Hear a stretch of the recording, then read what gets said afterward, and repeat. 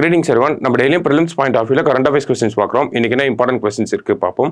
So first question, which metal is used by ISRO to protect rockets from heat அப்படின்னு கேட்டிருக்காங்க. ராக்கெட்டுகளை வெப்பத்திலிருந்து பாதுகாக்க இஸ்ரோ எந்த உலோகத்தினை பயன்படுத்தியுள்ளது? So ஒரு புதுசாக ஒரு கண்டுபிடிப்பு பண்ணியிருக்காங்க.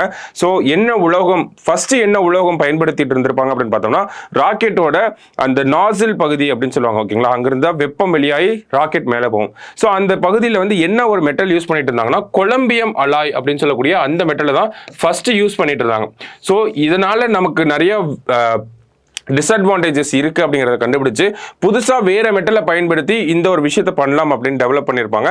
ஸோ அது என்ன மெட்டல் அப்படின்னு பார்த்தோம்னா கார்பன் நாசில் அப்படின்னு சொல்றாங்க. ஓகேங்களா, சிசி நாசில் அப்படிங்கிறதா இந்த கண்டுபிடிப்பை இஸ்ரோ சொல்லியிருக்காங்க. ஓகேங்களா, ஸோ இந்த ஒரு விஷயத்தை யார் டெவலப் பண்ணியிருக்காங்க அப்படின்னு பார்த்தோம்னா Vikram Sarabhai space research centre திருவனந்தபுரத்தில் இருக்காங்க இல்லையா, விக்ரம் சாராபாய் சென்டர், இவங்க தான் இந்த ஒரு விஷயத்தை டெவலப் பண்ணியிருக்காங்க, கண்டுபிடிச்சு டெஸ்டிங்கும் பண்ணியிருக்காங்க. ஓகேங்களா, ஸோ இந்த ஒரு விஷயம் அப்படிங்கிறது பிஎஸ்எல்வி ராக்கெட்ல தான் பயன்படுத்த போறாங்க. ஸோ பிஎஸ்எல்வி ராக்கெட்டோட 4th ஸ்டேஜ்ல வந்து இதை பயன்படுத்த போறாங்க. ஸோ இது ரொம்ப முக்கியம். எந்த ராக்கெட்ல இந்த ஒரு கண்டுபிடிப்பு யூஸ் ஆக போகுது அப்படின்னு பார்த்தோம்னா பிஎஸ்எல்வி ராக்கெட்டோட 4th ஸ்டேஜ்ல, அந்த 4th ஸ்டேஜ்ல தான் நாசில்லாம் இருக்கும். ஸோ அதுல இருந்து வரக்கூடிய வெப்பத்திலிருந்து தான் ராக்கெட் அப்படிங்கிறது மேலே போகும். ஓகேங்களா, ஸோ இப்போ கொலம்பியம் அலாய்க்கும் கார்பன் யூஸ் பண்றதுக்கும் என்ன ஒரு வித்தியாசம் அப்படின்னு பார்த்தோம்னா ஸோ இந்த இடத்துல கார்பனை யூஸ் பண்றதுனால அந்த பிஎஸ்எல்வி ராக்கெட்டோட 4ஆம் நிலையில வந்து ஒரு 67% வெயிட் வந்து ரிடக்ஷன் ஆகுது. ஓகேங்களா, ஸோ 67% வெயிட் வந்து கம்மியாகிறனால நம்ம அதிகப்படியான பேலோட வந்து எடுத்துட்டு போகலாம் அப்படிங்கிறத சொல்லியிருக்காங்க. ஸோ அது இல்லாமல் கார்பனை யூஸ் பண்றதுனால இன்னும் எஃபிஷியன்டாகவும் இருக்கு அப்படிங்கிறத சொல்லியிருக்காங்க.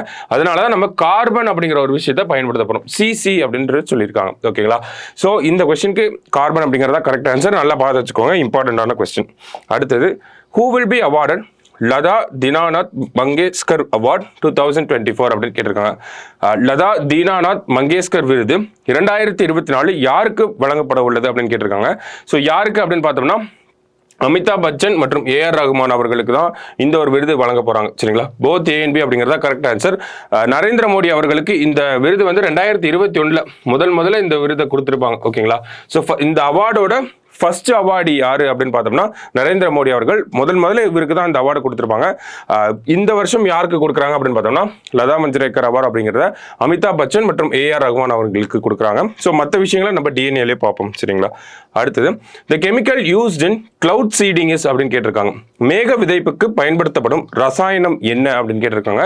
ஸோ எது அப்படின்னு பார்த்தோம்னா சில்வர் அயோடைடை தான் நம்ம யூஸ் பண்றோம். ஓகேங்களா, வை சில்வர் அயோடைடு அப்படின்னு பார்த்தோம்னா இந்த சில்வர் அயோடைடை அந்த மேகங்களுக்கு பக்கத்துல ஏரோப்ளேனை வச்சு கொண்டு போய் ஸ்ப்ரே பண்ணி விடுவாங்க. ஓகேங்களா, ஸ்ப்ரே பண்றப்போ அந்த கிளவுட்ல இருக்கக்கூடிய இந்த சின்ன வாட்டர் மாலிகுல்ஸ்ல என்ன ஆகும் அப்படின்னு பார்த்தோம்னா ஐஸ் மாதிரி ரொம்ப ஹார்டன் ஆகும். ஓகேங்களா, ஸோ ஐஸ் போன்ற வடிவத்துக்கு வந்துடும். ஸோ அதனோட வெயிட் தாங்க முடியாம அது பூமியை நோக்கி விழுகிறப்போ அந்த ஐஸ் அப்படிங்கிறது மெல்ட் ஆகி நமக்கு மழையா வந்து விழும். ஓகேங்களா, ஸோ அதுதான் இந்த கிளவுட் சீடிங் டெக்னிக். அதுல யூஸ் பண்ணக்கூடிய கெமிக்கல் எது அப்படின்னு பார்த்தோம்னா சில்வர் அயோடைட். ஓகேவா, சமீபத்தில் துபாய், யுஏஇ போன்ற இடங்கள்ல மழை அதிகமா இருக்கு இல்லையா, ஸோ அதுக்கு முக்கியமான காரணம் கிளவுட் சீடிங்னால தான்.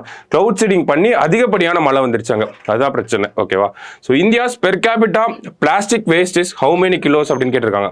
இந்தியாவின் தனிநபர் பிளாஸ்டிக் கழிவு எத்தனை கிலோ அப்படின்னு கேட்டிருக்காங்க.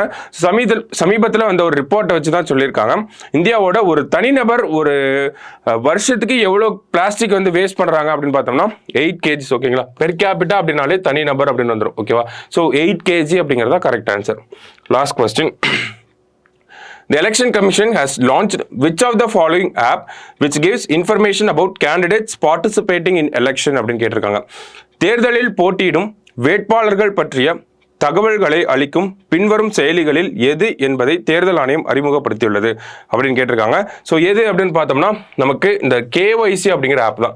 ஸோ சாக்ஷம் அப்படிங்கிற அந்த ஆப் பார்த்தோம்னா மாற்றுத்திறனாளி வாக்காளர்களுக்காக கொண்டு வரப்பட்டது. இந்த ஓட்டர் அப்படிங்கிற ஆப்பை பொறுத்த வரைக்கும் பார்த்தோம்னா ஜென்ரலா ஓட்டர்ஸ் வாக்காளர்கள் பற்றின இன்ஃபர்மேஷன்லாம் இருக்கும். எப்போ விண்ணப்பிக்கலாம், இந்த வாக்காளர் வாக்காளராக சேர்றதுக்கு எப்போ விண்ணப்பிக்கலாம், எலக்டோரல் ரோல்ஸ்ல நம்ம பேர் இருக்கா இல்லையா, அந்த மாதிரியான விஷயங்கள்லாம் இந்த ஓட்டர் ஆப்ல இருக்கும்.